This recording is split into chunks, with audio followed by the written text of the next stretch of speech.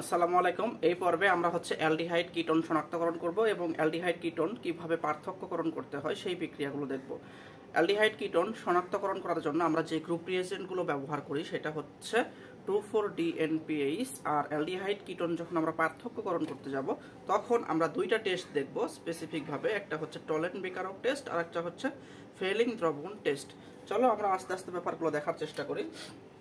Aldehyde ketone শনাক্তকরণ করার জন্য আমাদের যে টেস্টটা লাগবে সেটা হচ্ছে শনাক্তকরণের জন্য লাগবে হচ্ছে 2,4-DNPH। এটার ফুল মিনিং হচ্ছে 2,4-ডাইনাইট্রোফিনাইল-হাইড্রাজিন। আমি এইটার ফুল মিনিং লিখে দিচ্ছি। এটার ফুল মিনিং হচ্ছে 2,4-ডাইনাইট্রোফিনাইল-হাইড্রাজিন। আমরা যদি এটার সংকেত দেখার চেষ্টা করি তাহলে কি হবে, চলো একটু বোঝার চেষ্টা করি। সংকেতটা অনেকটা এরকম হবে, খেয়াল করো। H2NNH। জৈব যৌগের মধ্যে যদি নাইট্রোজেন বন্ড থাকে তাহলে সেটাকে আমরা বলি হচ্ছে হাইড্রাজিন। নাইট্রোজেন বন্ড থাকলে এটাকে বলা হচ্ছে হাইড্রাজিন। এইখানে এই সেকেন্ড নাইট্রোজেনের সাথে আমাদের একটা বেনজিন বলয় যুক্ত থাকবে। এই বেনজিন বলয়ের 2 নাম্বার কার্বনে থাকবে একটা NO2 গ্রুপ, 4 নাম্বার কার্বনে থাকবে একটা NO2 গ্রুপ। এটাকে আমরা বলবো হচ্ছে 2,4-ডাইনাইট্রোফিনাইল-হাইড্রাজিন, 2,4-DNPH। এটার নাম হচ্ছে 2,4-DNPH। এইবার অ্যালডিহাইড এবং কিটোনকে আমরা যদি জেনারেলাইজ করি তাহলে এরকম হবে অনেকটা। অ্যালডিহাইড কিটোনে তোমার হচ্ছে কার্বনিল ব্লক থাকে, উভয় পাশে যদি 2টা R হয়ে যায় কার্বনের তাহলে সেটা হচ্ছে কিটোন।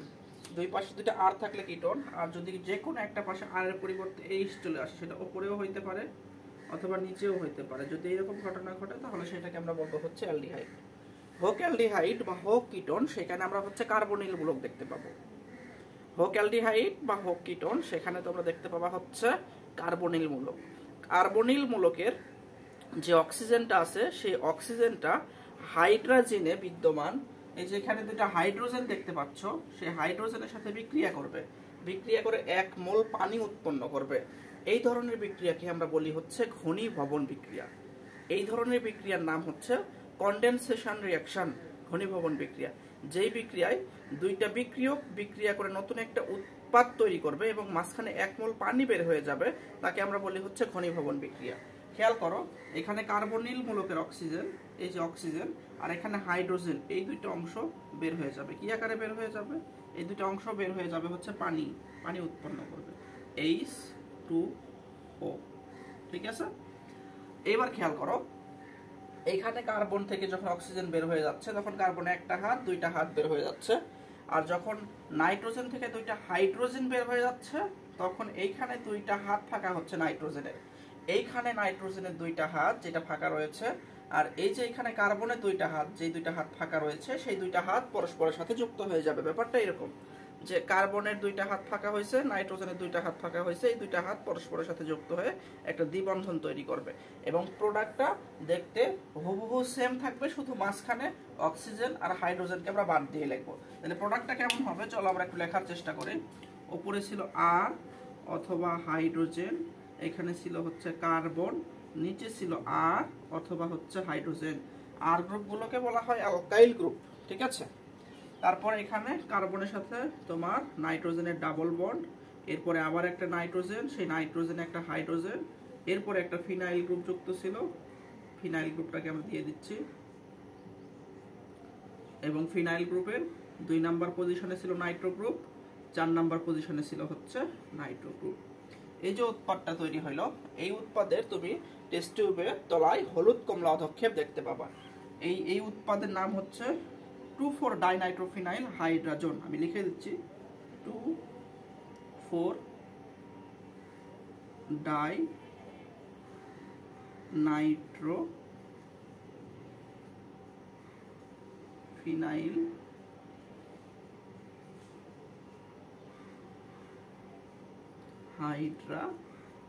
Hydrogen 2,4-ডাইনাইট্রোফিনাইল hydrogen. এই 2,4-ডাইনাইট্রোফিনাইল হাইড্রোজেনের যে অধক্ষেপটা পড়বে সেই অধক্ষেপের কালার হবে হচ্ছে হলুদ কমলা, হলুদ কমলা অধক্ষেপ। ব্যাপারটা যদি ল্যাবে ঘটানো হইতো তাহলে কেমন হইতো আমরা একটু বোঝার চেষ্টা করি। ধরো তোমার কাছে একটা টেস্ট টিউব রয়েছে, এটা হচ্ছে আমাদের সেই টেস্ট টিউব। এই টেস্ট টিউবের মধ্যে আমরা দিয়ে রাখছি হচ্ছে অ্যালডিহাইড অথবা কিটোন। আমি জানি না কোনটা আছে, হইতে পারে অ্যালডিহাইড, হইতে পারে কিটোন, দুইটার যে কোনো একটাই হইতে পারে, বা দুইটাও থাকতে পারে, সমস্যা নাই। এর মধ্যে তুমি জাস্ট উপর থেকে ফোটায় 2,4-DNPH এই গ্রুপ রিয়েজেন্টটা অ্যাড করবা। অ্যাড করলে দেখবা পাত্রের তলায় তুমি হচ্ছে এরকম একটা অধক্ষেপ পাচ্ছ, যে অধক্ষেপের কালার হবে হলুদ কমলা। এই হলুদ কমলা অধক্ষেপ দেখে আমরা শিওর হব যে জৈব যৌগটা হচ্ছে অ্যালডিহাইড অথবা কিটোন। অ্যালডিহাইডও হতে পারে, কিটোনও হতে পারে। কেন? কারণ হচ্ছে অ্যালডিহাইড ওই বিক্রিয়া শো করে, কিটোনও এই বিক্রিয়াটা শো করে। কারণ অ্যালডিহাইড বা কিটোন দোনোটার মধ্যেই আমাদের রয়েছে হচ্ছে কার্বনিল মূলক। এইবার আমাদের যে কাজটা হবে সেটা হচ্ছে অ্যালডিহাইড কিটোন দুইটাই আমাদের হচ্ছে 2,4-DNPH এর সাথে বিক্রিয়া দিচ্ছে। এখান থেকে আমরা কিন্তু অ্যালডিহাইড কিটোনকে কোনোভাবে পৃথক করতে পারছি না, সেপারেট করতে পারছি না। একটা ঝামেলা কিন্তু রয়ে গেল।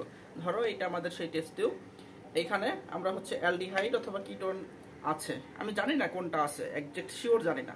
আমি উপর থেকে 2,4-DNPH ঢালছি, নিচে হচ্ছে হলুদ কমলা অধক্ষেপ পড়ছে। এইটা থেকে আমি মাত্র শিওর হব যে এটা অ্যালডিহাইডও হতে পারে, এটা কিটোনও হতে পারে, কারণ দোনোটাই 2,4-DNPH এর সাথে বিক্রিয়া দেয়।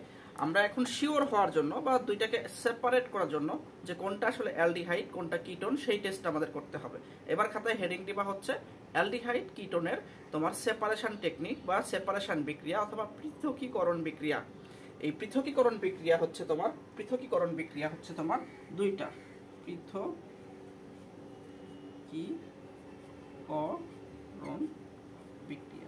পৃথকীকরণ বিক্রিয়াতে তোমার যে দুইটা জিনিস লাগবে সেটা হচ্ছে এক নাম্বার টলেন বিকারক টেস্ট।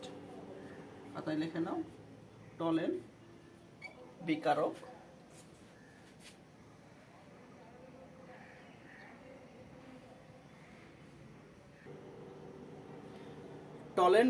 টেস্ট। টলেন বিকারক টেস্ট। আর দুই নম্বরে আমাদের যেটা লাগবে সেটা হচ্ছে ফেহেলিং দ্রবণ টেস্ট। ফেহেলিং দ্রবণ টেস্ট। ফেহেলিং দ্রবণ টেস্ট। এইবারে আমরা হচ্ছে টলেন বিকারক এবং ফেহেলিং দ্রবণ টেস্ট, এই দুটো টেস্টে যে বিক্রিয়কগুলো আমাদের লাগে বা যে রিয়েজেন্টগুলো লাগে সেইগুলো নিয়ে আমরা একটু ডিসকাস করব। খেয়াল করো, টলেন বিকারক টেস্ট এইখানে তোমার লাগবে হচ্ছে সিলভার নাইট্রেট, এর সাথে লাগবে হচ্ছে সোডিয়াম হাইড্রোক্সাইড, তার সাথে লাগবে হচ্ছে অ্যামোনিয়াম হাইড্রোক্সাইড। এই তিনটা গ্রুপ রিয়েজেন্ট বিক্রিয়া করে তোমার উৎপন্ন করবে হচ্ছে টলেন বিকারক। তাহলে খেয়াল করো একটু, আমাদের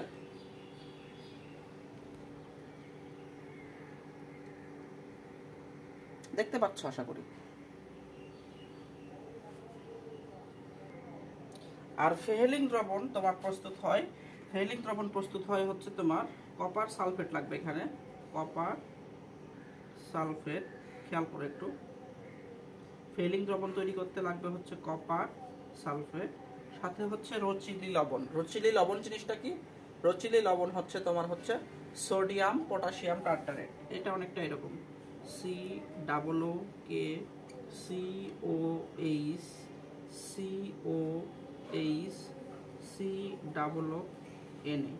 এইটা হচ্ছে তোমার হলো সোডিয়াম পটাশিয়াম টার্টারেট। এর সাথে আমাদের লাগবে হচ্ছে সোডিয়াম হাইড্রোক্সাইড। এদের বিক্রিয়ায় তোমার উৎপন্ন হবে হচ্ছে তোমার হলো কপার হাইড্রোক্সাইড এবং সাথে থাকবে হচ্ছে সোডিয়াম হাইড্রোক্সাইড। এই যে কপার হাইড্রোক্সাইড এবং সোডিয়াম হাইড্রোক্সাইড, এটাকে আমরা হচ্ছে ফেহেলিং দ্রবণ বলবো। কপার হাইড্রোক্সাইড এবং সোডিয়াম হাইড্রোক্সাইডকে আমরা বলবো হচ্ছে ফেহেলিং দ্রবণ। আর silver nitrate, sodium hydroxide, ammonium hydroxide এদের বিক্রিয়ায় তোমার প্রস্তুত হবে হচ্ছে টলেন বিকারক। কিভাবে প্রস্তুত হয় সেটা আমরা যদি দেখি, খেয়াল করো। তোমার সিলভার নাইট্রেট এইটার সাথে প্রথমে বিক্রিয়া করবে হচ্ছে সোডিয়াম হাইড্রোক্সাইড। এই বিক্রিয়ায় উৎপন্ন হবে হচ্ছে প্রথমে সিলভার হাইড্রোক্সাইড। এই সিলভার হাইড্রোক্সাইডের মধ্যে যখন আমরা ফের অ্যামোনিয়াম হাইড্রোক্সাইড ঢালবো, তখন আমার উৎপন্ন হবে হচ্ছে NH3 দুইটা, ঠিক আছে, সাথে সিলভার থার্ড ব্র্যাকেট OH। এটাই হচ্ছে আমাদের টলেন বিকারক। তাহলে টলেন বিকারক কোনটা এটা মনে রাখবা, ডায়ামিন সিলভার হাইড্রোক্সাইড, আর ফেহলিং দ্রবণটা হচ্ছে কপার হাইড্রোক্সাইড এবং সোডিয়াম হাইড্রোক্সাইডের মিক্সচার। আমি লিখে দিচ্ছি, চলো এগুলো একটু মিশিয়ে নিচ্ছি আমি। তাহলে খেয়াল করো তোমরা, আমাদের টলেন বিকারক জিনিসটা কি ছিল? টলেন বিকারকটা হচ্ছে তোমার ডায়ামিন NH3, এটা লাগবে হচ্ছে দুইটা, সিলভার এর সাথে হচ্ছে হাইড্রোক্সাইড যখন থাকবে তখন সেটাকে আমরা বলবো হচ্ছে টলেন বিকারক। এটার নাম হচ্ছে ডায়ামিন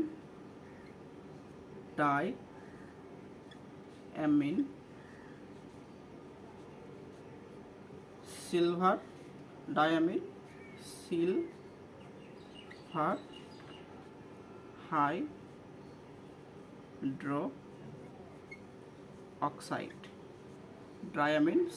হাইড্রো অক্সাইড। এটা হচ্ছে আমাদের টলেন বিকারক।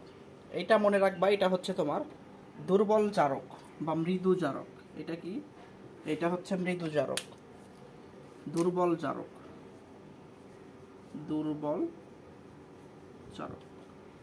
জারক। এটা হচ্ছে অ্যালডিহাইডকে জারিত করতে পারে। অ্যালডিহাইডকে কি করতে পারবে? জারিত করতে পারবে।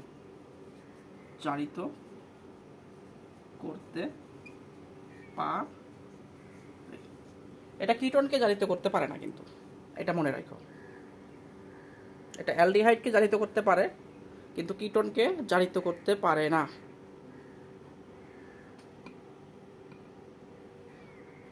এখন প্রশ্ন হচ্ছে যে এটা অ্যালডিহাইডকে কেন জারিত করতে পারে? কারণ হচ্ছে অ্যালডিহাইডের স্টেরিক ইফেক্ট বেশি না, অ্যালডিহাইডের স্টেরিক ইফেক্ট হচ্ছে কম, আর কিটোনের স্টেরিক ইফেক্ট হচ্ছে বেশি। যেটা স্টেরিক ইফেক্ট বেশি সেইটার উপর দুর্বল জারক কাজ করতে পারে না, ঠিক আছে? এটা অ্যালডিহাইডকে জারিত করতে পারে, কিটোনকে পারে,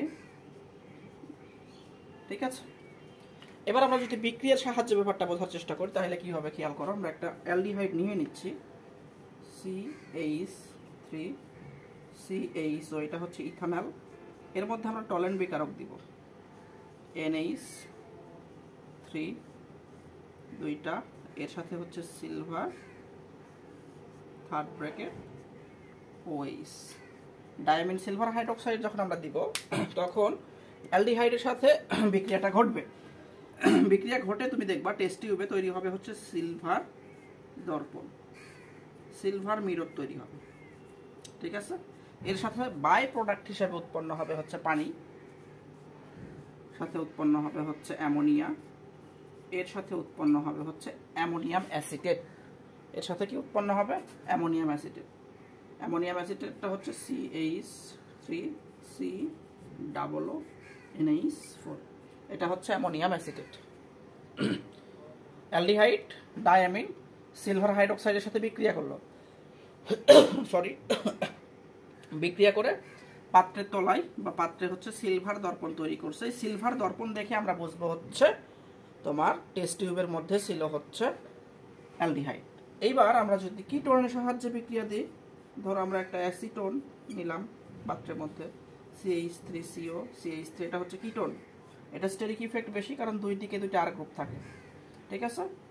প্লাস এর মধ্যে যখন আমরা ওই সেম জিনিসটা দিব, NH3 2 silver third bracket OH, এই দুর্বল জারক পদার্থটা এবার কিটোনের উপর আর কাজ করতে পারে না, কিটোনকে জারিত করতে পারে না। যদি কিটোনকে জারিত করতে না পারে তাহলে বিক্রিয়া হবে না, আর বিক্রিয়া না হলে সিলভার দর্পণ পড়বে না। যদি সিলভার দর্পণ না পড়ে তাহলে আমরা শিওর হব যে টেস্ট টিউবে যেটা আছে সেটা হচ্ছে কিটোন। তাহলে আমি যদি পুরো বিষয়টাকে সাম আপ করি, টলেন্ট বিকারকের সাথে তোমার হচ্ছে অ্যালডিহাইড বিক্রিয়া দিচ্ছে, অ্যালডিহাইড বিক্রিয়া দিয়ে সিলভার দর্পণ তৈরি করে, আর কিটোন বিক্রিয়া দেয় না। কেন? কারণ টলেন্ট বিকারক হচ্ছে দুর্বল জারক পদার্থ, দুর্বল জারক পদার্থ অ্যালডিহাইডকে জারিত করতে পারে, কিটোনকে জারিত করতে পারে না। কেন?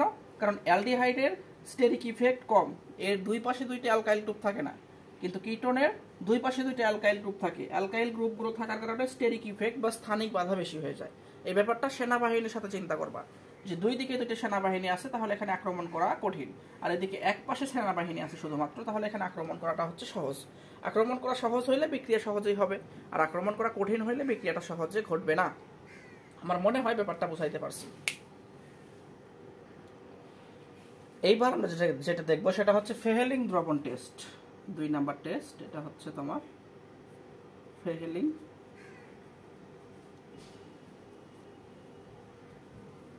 দ্রবণ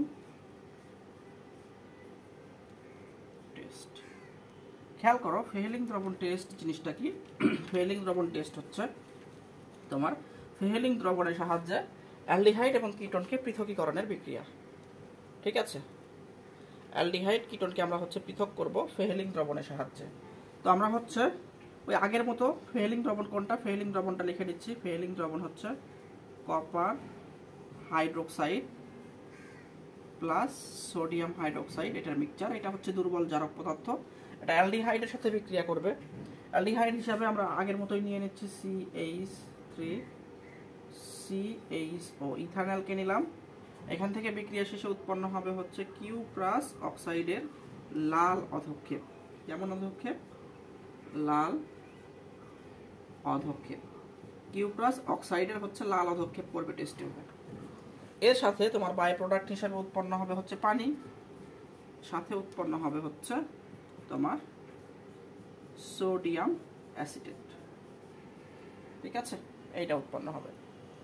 অ্যালডিহাইডকে ফেহেলিং দ্রবণটা হচ্ছে জারিত করতে পারছে, কিন্তু আমরা যদি কিটোনের সাথে বিক্রিয়া দেই CH3CO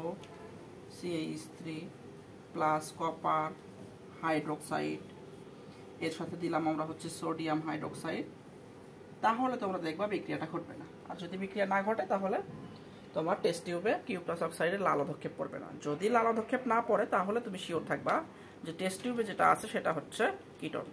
অ্যালডিহাইড তোমার ফেহেলিং দ্রবণ বলো বা তোমার টলেন্ট বিকারক বলো, দুইটার সাথেই বিক্রিয়া দেয়, কিন্তু কিটোন ফেহেলিং দ্রবণের সাথেও বিক্রিয়া দেয় না, আবার তোমার হচ্ছে টলেন্ট বিকারকের সাথেও বিক্রিয়া দিচ্ছে না। তো আজকের লেকচারে এই পর্যন্তই, দেখা হবে পরবর্তী লেকচারে। ভালো থেকো, সুস্থ থেকো, আল্লাহ হাফেজ।